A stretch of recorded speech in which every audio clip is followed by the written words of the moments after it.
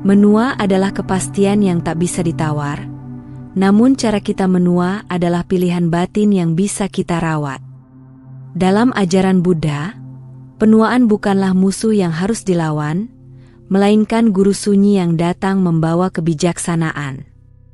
Rambut yang memutih dan tubuh yang melemah bukan semata tanda kehilangan, tetapi undangan untuk melihat hidup dengan mata yang lebih jernih.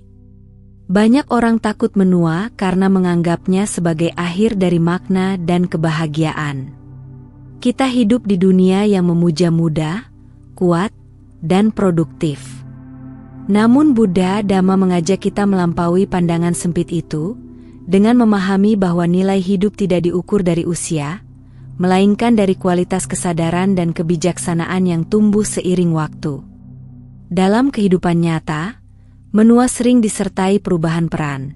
Dari yang dibutuhkan menjadi yang merasa dilupakan, dari yang kuat menjadi yang bergantung. Jika tidak disertai kebijaksanaan, fase ini mudah melahirkan kepahitan dan penyesalan. Namun jika dihayati dengan benar, masa tua justru dapat menjadi musim paling damai dalam perjalanan hidup. Dalam video ini, Rakit Tua mengajak kita merenungkan bagaimana menua dengan indah menurut ajaran Buddha. Bukan indah secara fisik, tetapi indah secara batin. Indah karena mampu menerima, melepaskan, dan hadir sepenuhnya dalam setiap detik kehidupan. Mari simak ajaran Dharma yang sangat luhur ini, dan tanpa berlama-lama ayo langsung saja kita mulai. Pertama, menerima kenyataan sebagai kenyataan. Menua adalah cermin jujur yang memantulkan kebenaran paling mendasar dalam kehidupan. Segala yang berkondisi pasti berubah. Tubuh yang dahulu kuat perlahan melemah, ingatan yang tajam menjadi lebih rapuh, dan peran hidup pun bergeser.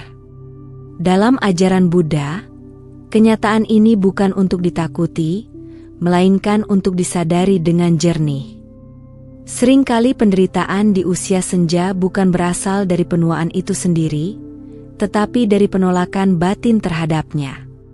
Kita ingin tubuh tetap seperti dulu, ingin dihargai seperti saat muda, ingin dunia tidak berubah.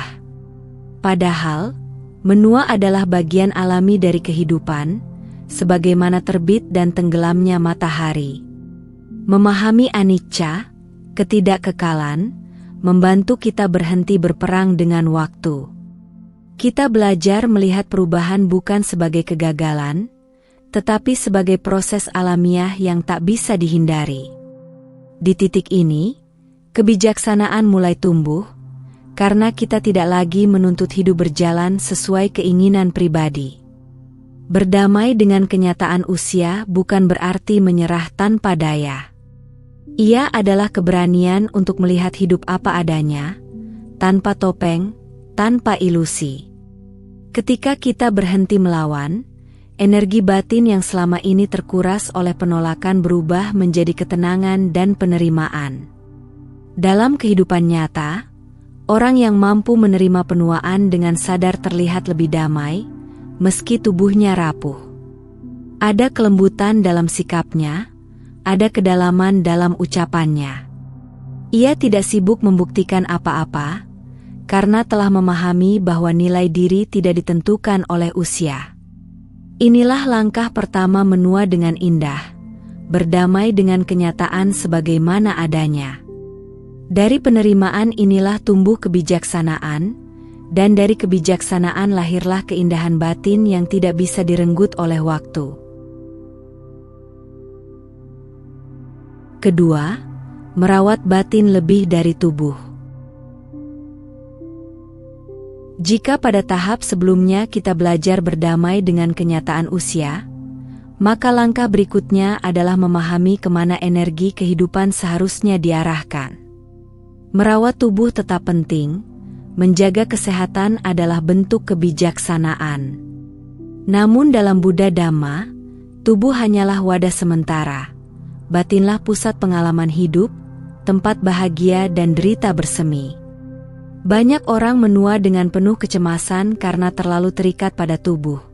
pada keriput yang bertambah, tenaga yang berkurang, dan penampilan yang tak lagi sama. Ketika perhatian hanya tertuju pada tubuh, penuaan terasa sebagai kehilangan terus-menerus. Namun ketika perhatian dialihkan ke batin, penuaan justru membuka ruang pertumbuhan yang lebih dalam dan bermakna. Batin yang dirawat melalui kesabaran, welas asih, dan kebijaksanaan menjadi semakin matang seiring bertambahnya usia. Kesabaran menenangkan gejolak emosi, welas asih melembutkan hati terhadap diri sendiri dan orang lain, sementara kebijaksanaan membuat kita tidak mudah goyah oleh perubahan. Inilah kualitas batin yang membuat seseorang menua dengan anggun. Kenyataannya, kita sering menjumpai orang yang secara fisik telah renta, tetapi kehadirannya menenteramkan. Kata-katanya tidak banyak, namun menyejukkan. Tatapannya tidak tajam, namun penuh pengertian. Ini adalah buah dari batin yang dirawat, bukan dari tubuh yang dipoles. Buddha mengajarkan bahwa apa yang sering kita pikirkan dan pelihara dalam batin akan membentuk arah hidup kita. Jika batin terus dipenuhi keluhan, ketakutan, dan penolakan terhadap usia, maka penuaan menjadi beban. Namun jika batin dirawat dengan kesadaran dan kebajikan, usia justru memperdalam rasa syukur dan kebijaksanaan. Merawat batin adalah seni menua dengan indah. Keindahan ini tidak pudar oleh waktu, tidak bergantung pada cermin, dan tidak membutuhkan pengakuan. Ia memancar alami dari dalam, sebagai ketenangan yang bisa dirasakan siapapun yang hadir di dekatnya.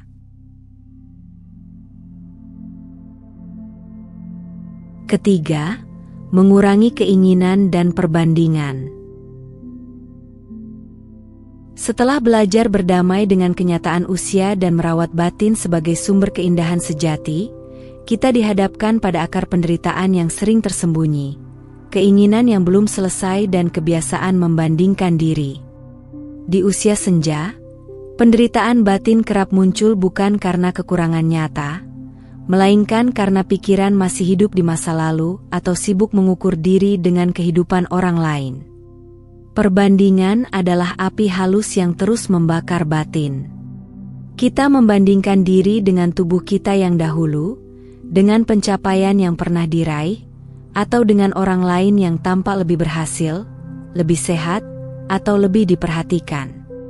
Tanpa disadari, perbandingan ini membuat kita lupa bahwa hidup tidak pernah dimaksudkan untuk diulang atau disamakan. Buddha mengajarkan bahwa tanha, keinginan yang melekat, adalah sebab utama duka. Di usia muda, keinginan sering diarahkan pada pencapaian dan pengumpulan. Namun di usia senja, kebijaksanaan justru lahir ketika keinginan mulai dilembutkan. Kita belajar bahwa tidak semua harus dimiliki, tidak semua harus dicapai, dan tidak semua harus dipertahankan. Menyederhanakan keinginan bukan berarti mematikan semangat hidup, melainkan memurnikannya. Ketika keinginan berkurang, ruang batin menjadi lebih lapang. Hal-hal kecil yang dulu terlewat, udara pagi, tawa sederhana, kehadiran orang terdekat, kembali terasa bermakna dan cukup. Orang yang menua dengan indah adalah mereka yang tidak lagi sibuk membuktikan apapun. Mereka tidak iri pada keberhasilan orang lain dan tidak larut dalam nostalgia masa lalu. Hatinya ringan karena tidak dipenuhi tuntutan, dan pikirannya jernih karena tidak terus membandingkan. Inilah kebahagiaan yang diajarkan Buddha. Bukan kebahagiaan karena memiliki lebih banyak, tetapi karena melekat lebih sedikit. Ketika keinginan melemah, kedamaian menguat. Dan di sanalah penuaan berubah dari beban menjadi pembebasan. Sebelum dilanjut, jika apa yang Anda pahami dari video ini membawa manfaat, kami dengan rendah hati mengajak Anda untuk mendukung Rakitua dengan memberikan like dan subscribe. Jangan lupa bagikan juga kepada sahabat, keluarga, dan orang yang Anda sayangi, agar semakin banyak yang mendapatkan inspirasi dari ajaran Buddha. Anda pun bisa meninggalkan komentar positif sebagai wujud semangat dalam menebarkan kebaikan. Bagi Anda yang ingin mendukung lebih jauh, silakan berlangganan atau memberikan donasi melalui saweria yang tercantum pada deskripsi video ini. Setiap dukungan Anda akan sangat berarti untuk terus menghadirkan dhamma yang menyejukkan hati. Mari terus telusuri ajaran yang sangat berharga ini, karena kami yakin pesan ini akan sangat berguna bagi Anda di kemudian hari. Keempat, hadir sepenuhnya di detik kehidupan. Menua seringkali menarik pikiran menjauh dari saat ini.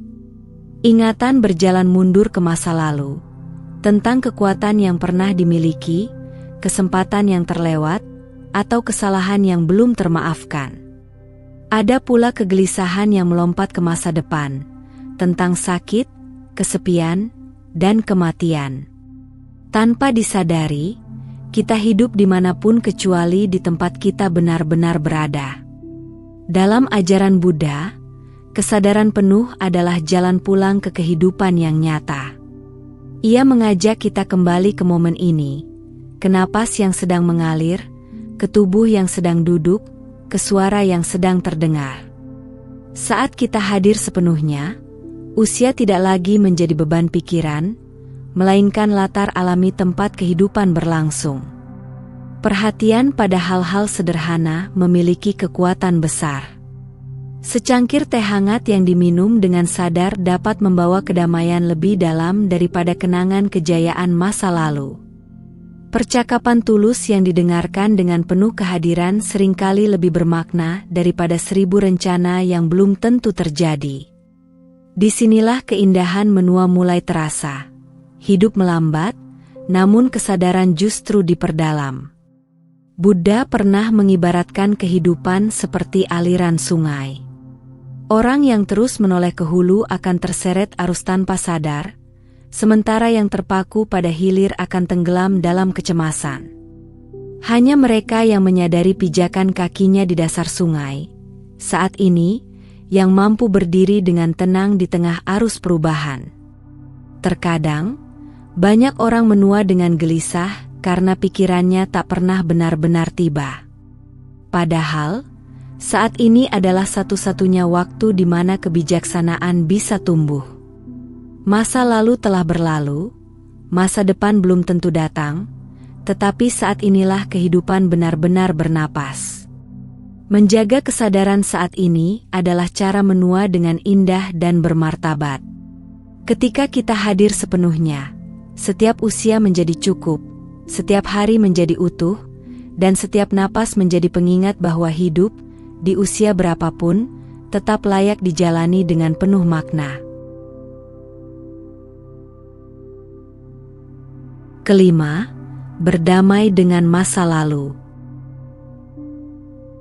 Menua dengan indah bukanlah tentang menolak kenyataan bahwa kita pernah salah, melainkan berani menatap masa lalu dengan mata kebijaksanaan. Dalam perjalanan hidup, setiap manusia pasti pernah tersesat oleh keinginan, ketidaktahuan, atau emosi yang belum matang. Ajaran Buddha mengingatkan bahwa kehidupan ini adalah proses belajar yang terus berlangsung, bukan panggung untuk menghukum diri tanpa akhir. Kesalahan masa lalu bukanlah kutukan, melainkan guru yang diam-diam membentuk kedewasaan batin. Dalam pandangan Buddha Dhamma, semua pengalaman, baik atau pahit, bersifat tidak kekal. Penyesalan yang terus dipelihara seolah-olah masa lalu masih dapat diubah hanyalah ilusi pikiran. Ketika seseorang menua namun masih terikat pada luka lama, sesungguhnya ia sedang memperpanjang penderitaan batinnya sendiri. Menua dengan indah berarti memahami bahwa masa lalu telah berlalu, dan yang dapat kita rawat hanyalah sikap batin di saat ini.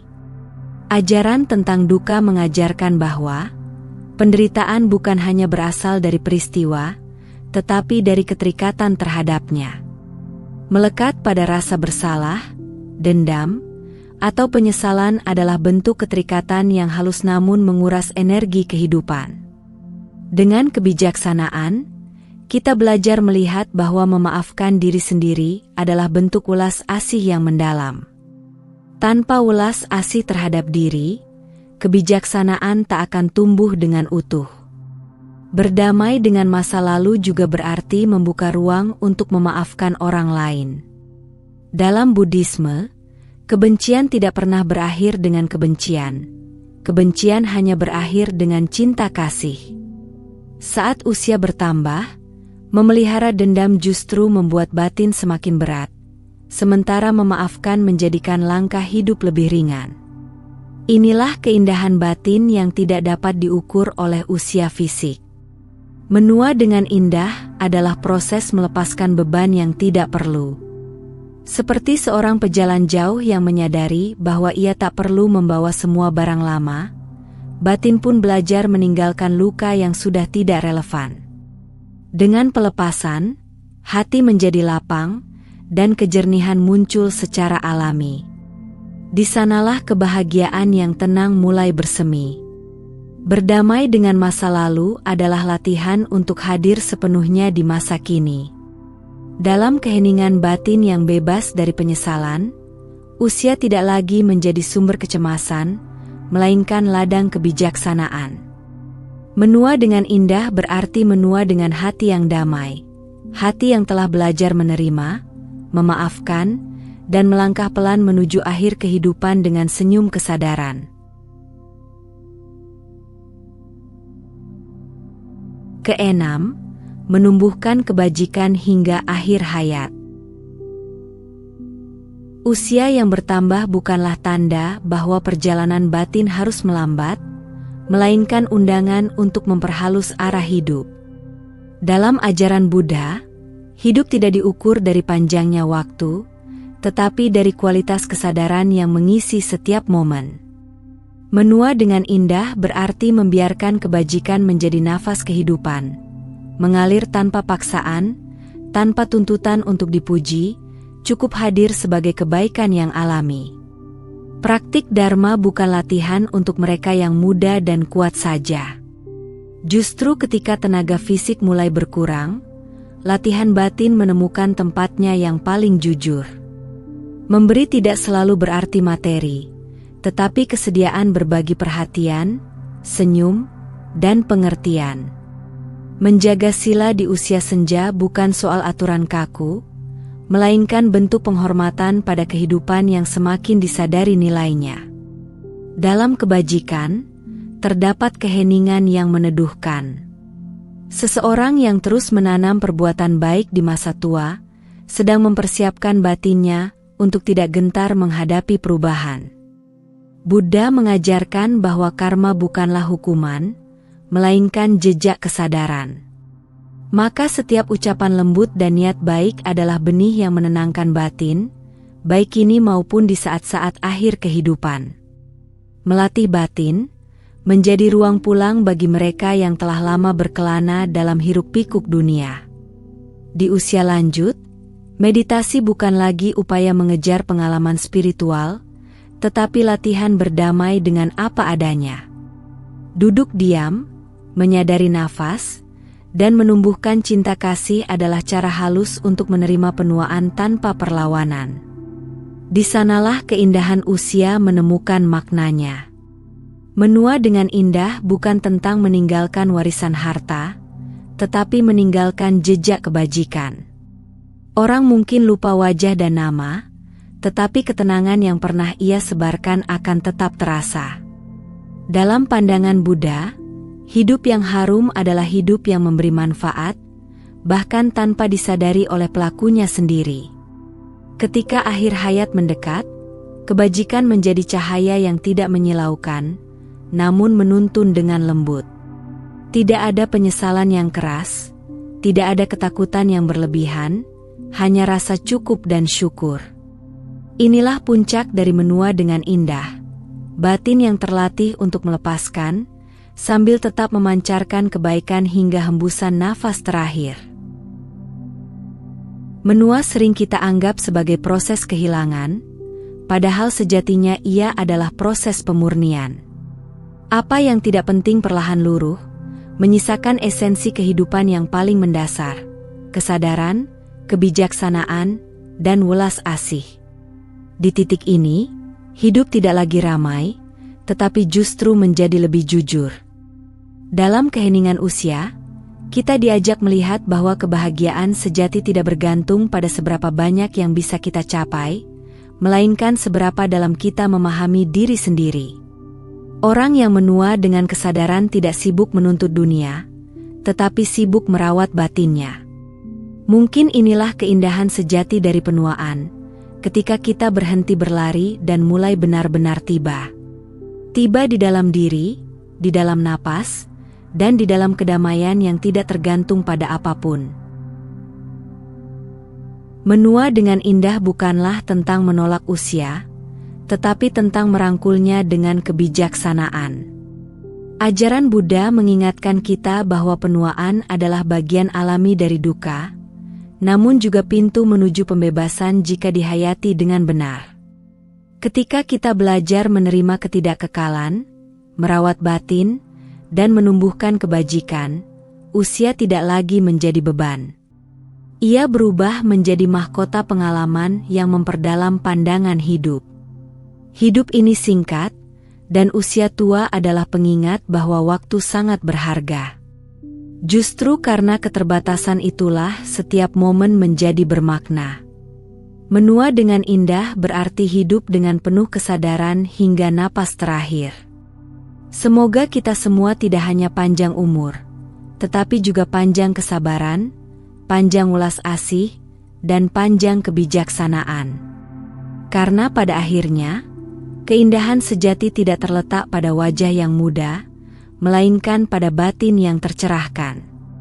Jika video ini bermanfaat, jangan lupa dukung kami dengan cara berikan like dan subscribe, bagikan kepada teman dan orang yang kamu sayangi, dan jangan lupa tinggalkan komentar yang positif.